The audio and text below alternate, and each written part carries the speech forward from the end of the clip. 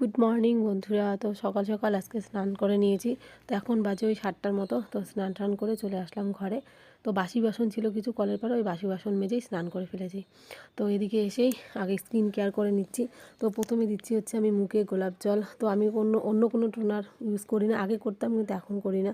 বুঝতেই পারো এই প্রোডাক্টগুলো না অনেক দাম হয়, তাই এখন দুটো বাচ্চা, তার সাথে যদি আমারও স্কিন কেয়ারের জন্য এত টাকা খরচ হয়, তো এর জন্যই আর কি এখন গোলাপ জল ইউজ করি। আর গোলাপ জল ইউজ করার পর আমার স্কিনে কোনো ভালোই হচ্ছে আর কি দেখি। আর গোলাপ জল কিন্তু মেয়ে থাকতে ইউজ করতাম, আর গোলাপ জলটা কিন্তু এখনও সবাই দেয়। তো তারপর দিয়ে দিলাম হচ্ছে ওশিয়ার, আমি ময়শ্চারাইজার দিই, সেই ক্রিমটাই দিলাম।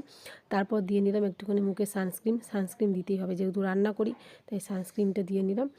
আর তারপর দিব হচ্ছে গায়ে, আর গায়ে আমি দিচ্ছি হচ্ছে নারকেল তেল। তো তেলটাই না আমার বেশি মনে হয় শীতকালে দেওয়া ভালো, কারণ ক্রিম যতই দেয় না কেন, লোশন আর কি, বডি লোশন দিলেও না কেন জানি না একটু পরে আবার শরীরটা যেন টেনে যায়, কেমন একটা দেখা যায়। তাই আমি তেল দিই, নারকেল তেল দেওয়া কিন্তু স্কিনের জন্য খুবই।